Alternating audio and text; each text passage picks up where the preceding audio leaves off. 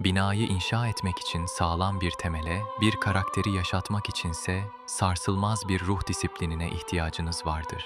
Bugün Bulgaristan'ın soğuk kışından İstanbul'un şantiyelerine, dünya podyumlarından ekranların en vakur duruşuna uzanan, her mimiğini bir mimar titizliğiyle tasarlayan bir sanatçının, İlhan Şen'in hayat hikayesine yolculuk yapıyoruz. Videoya geçmeden önce bizlere like atarak destek olabilirsiniz. İyi seyirler.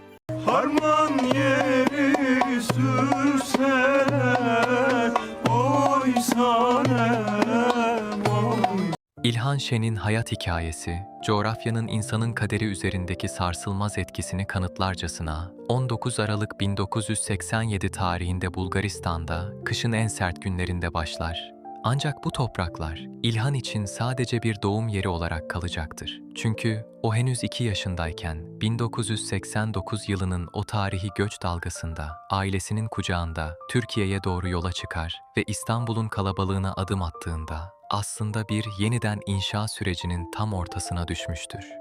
Çocukluk yılları, göçmen bir ailenin İstanbul'un karmaşasında ayakta kalma mücadelesini izleyerek geçerken, bu durum İlhan'ın karakterine daha o yaşlarda çelikten bir disiplin ve derin bir gözlem yeteneği kazandırır. Akranları sokakta sadece oyun oynarken, o hayatın ciddiyetini ve emek vermeden hiçbir yapının sağlam durmayacağını fark ederek büyür. İstanbul'un sokaklarında her binayı, her insanı bir mimar titizliğiyle izlemeye başlar. Bu sessiz ama derin gözlem süreci, onun ileride canlandıracağı vakur karakterlerin ilk ruhsal temellerini oluştururken, içindeki bu yapı kurma tutkusu, onu akademik hayatında da en zirveye doğru iter. Eğitim hayatı boyunca, sayısal zekasını görsel estetikle birleştirme hayali kuran İlhan, bu hedefini Türkiye'nin en saygın kurumlarından biri olan Yıldız Teknik Üniversitesi Mimarlık bölümünü kazanarak taçlandırır. Üniversite yılları sadece çizim masalarında değil, bir yapının ruhunu anlamak adına bizzat şantiye sahalarında toz yutup beton dökerek geçerken,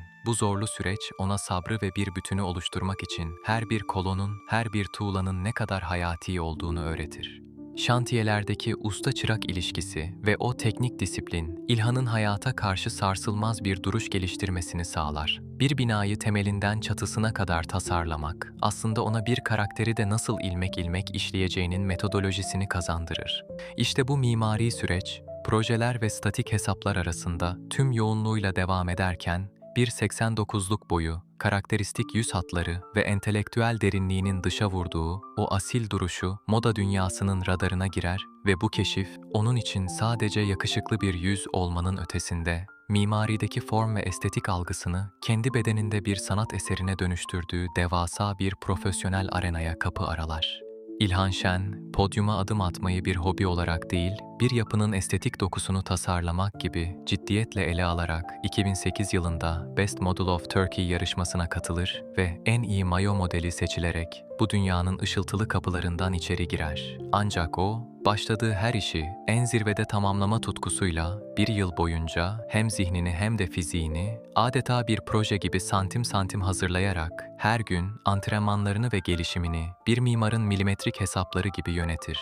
Takvimler 2009 yılını gösterdiğinde, yeniden podyuma çıktığında, sergilediği o sarsılmaz özgüven ve podyumdaki matematiksel yürüyüşüyle sadece Türkiye birincisi olmakla kalmaz, hemen ardından Bulgaristan'da düzenlenen Best Model of the World yarışmasında, dünyanın dört bir yanından gelen rakipleri arasından sıyrılarak, Avrupa'nın en iyi modeli unvanını alarak, başarısını uluslararası bir tescile dönüştürür.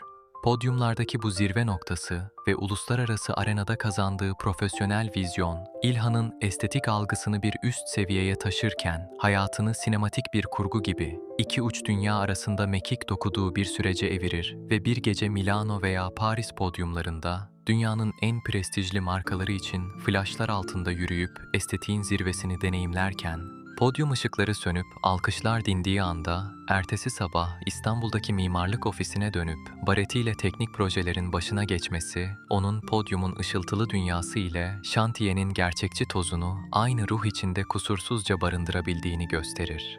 Mimarlığın teknik disiplini ile podyumların dünya standartlarındaki estetik algısını ruhunda birleştiren İlhan Şen için oyunculuk sadece bir meslek değil, insan ruhunun derinliklerine inen yeni bir inşa süreci olmuştur. Bu profesyonel serüvenin ilk temel taşı 2018 yılında Mehmet Bir Cihan Fatihi dizisiyle konur. Burada canlandırdığı Şehzade Alaaddin karakteri, onun tarihi dokuya olan doğal yatkınlığını ve daha ilk rolünde sergilediği o asil vakarı kanıtlar. Macar'ın üstünü yapacağı seferde beni ordunun sağ yanında görmek ister. İzleyici, Alaaddin'in duruşunda, o göçmenlik yıllarından gelen direnci ve üniversite şantiyelerinde pişen ciddiyeti hemen fark eder. Bu başlangıcın yarattığı yankı sönmeden, aynı yıl içinde modern bir aile draması olan Şahin Tepesi dizisinde Mete karakterine hayat vererek, modern anlatılardaki duygusal geçişleri ne kadar naif ve etkileyici kılabileceğini gösterir. Mete, İlhan'ın romantik ama derinlikli oyunculuğunun ilk sinyallerini verirken, sektörün kapıları onun için ardına kadar aralanır. Ne diyorsun lan sen? Deniz benim. Bunu o çalışmayan boş kafana sok. 2019 yılına gelindiğinde, Türkiye'nin en uzun soluklu ve otoriter yapımlarından biri olan Eşkıya Dünyaya Hükümdar Olmaz dizisinde Ferman Façalı karakteriyle karşımıza çıkar.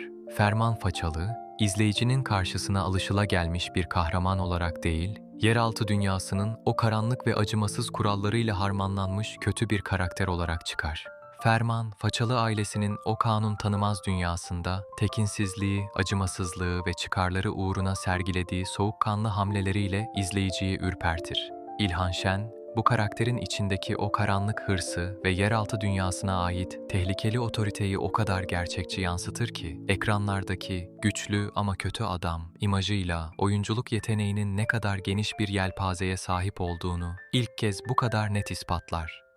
Sen ne dedin? Bir daha söylesene bakayım bana.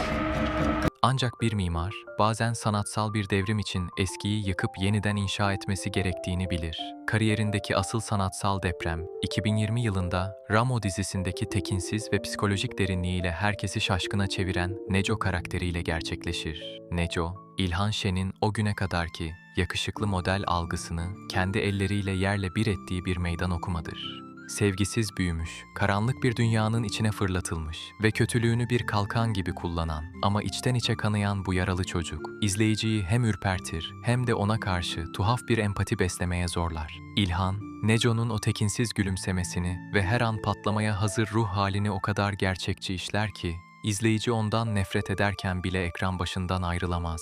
Bu rol, onun insan ruhunun en karanlık dehlizlerini de bir sanat eserine dönüştürebileceğini ispatlar. Beni öldürüp ne yapacaksınız ha? Elinize ne geçecek? Benim ölüm sizin bir haltınıza yaramaz. Bu sarsıcı başarının hemen ardından 2020'de sinemanın büyülü dünyasına Biz Böyleyiz filmindeki Ertan karakteriyle adım atarak farklı türlerdeki esnekliğini gösterir ve 2021 yılının başında Seni Çok Bekledim dizisindeki Erol karakteriyle romantik dramalardaki duygusal ağırlığını yeniden pekiştirir. Ancak küresel ölçekteki asıl büyük patlama yine 2021 yılında başlayan ve bir dünya fenomenine dönüşen Aşk Mantık İntikam dizisindeki Ozan Korfalı karakteriyle gerçekleşir. Canlandırdığı Ozan Korfalı, ekran tarihinin en başarılı karakterlerinden biri olur. Zira Ozan, sadece bir romantik kahraman değil, hor görülmüş bir mahalle gencinden dünya çapında bir teknoloji imparatoruna dönüşen azmin ve gururun temsilcisidir. İlhan, Ozan'ın o dışarıdan bakıldığında çelik gibi duran CEO kimliğinin altındaki aşktan yaralı, çocuksu ve kırılgan adamı milyonlara ilmek ilmek geçirir. Sen de gittin o adamla evlendin öyle mi? Gittin o adamla evlendin. Esra'ya olan bitmek bilmeyen, öfkeli ama bir o kadar da tutkulu aşkı, Latin Amerika'dan Orta Doğu'ya kadar milyonları ekran başına kilitler. Ozan Korfalı, İlhan Şen ismini uluslararası bir marka haline getirirken, kariyer binasının en ışıltılı katı olarak mühürlenir. 2022 yılında ise naif bir aşk öyküsü olan Sevmek Zamanı projesinde Kaan Kerimoğlu karakteriyle kısa ama iz bırakan bir deneyim yaşayarak saf sevgiyi ve imkansızlıklar içindeki direnci canlandırmadaki yetkinliğini bir kez daha kanıtlar. Hemen sonrasında gelen 2023 yapımı Safir dizisindeki Ateş Gülsoy karakteriyle adaletli, korumacı ve tüm fırtınalara rağmen ailesi için dimdik duran vakur abi figürüyle izleyicinin kalbindeki yerini sarsılmaz bir güvenle tazeler. Bırak! Baba bırak. Abi. Aslanlarım benim çok özledim sizi. Güzelmiş ha. Ateş Gülsoy'un o dingin ama sarsılmaz otoritesi, İlhan'ın oyunculuğundaki olgunluk döneminin en seçkin nişanesi olur. Kariyerini sadece televizyonla sınırlamayan Şen, 2024 yılında beyaz perdedeki yürüyüşünü Aşk filmindeki yönetmen Uzay karakteriyle taçlandırarak yaratıcı bir sanatçının iç dünyasını ve tutkularını yansıtırken, kariyer yolculuğunun en görkemli ve aksiyon dolu sayfası ise 2025-2026 döneminde Halef Kökler'in Çağrısı dizisindeki Serhat karakteriyle açılır. Bu rolde İlhan Şen, izleyiciyi modern tıp dünyasından Mardin'in kadim ve sert topraklarına uzanan sarsıcı bir dönüşüme ortak eder. Serhat, hayatını insan yaşatmaya adamış, ailesinden ve törelerden uzakta başarılı bir doktor olarak hayatını kurmuşken, köklerinin çağrısına direnemeyerek kendini Mardin'in amansız güç savaşlarının ortasında bulur. Hoş geldin sana ağam.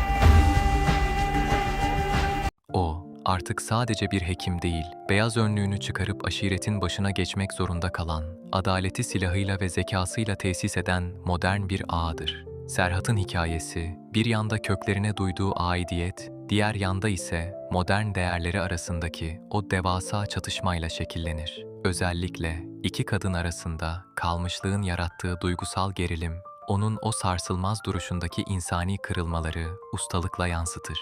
Dizinin aksiyon dolu sahnelerinde ise Serhat'ın bir yandan aşiretini korurken diğer yandan törelerin karanlığıyla savaşması, İlhan Şen'in oyunculuğunda teknik mükemmelliğin fiziksel bir güçle birleştiği zirve noktası olur. Serhat, izleyici için sadece bir lider değil, modern dünyanın vicdanıyla kadim toprakların sert kuralları arasında sıkışmış, her hamlesi heyecanla beklenen bir aksiyon kahramanıdır. İlhan Şen'in hayat hikayesini detaylı bir şekilde anlatmaya çalıştık. Umarım video hoşunuza gitmiştir. Kanala abone olarak bizlere destek olabilirsiniz. Bir sonraki videoda görüşmek üzere, sağlıcakla kalın.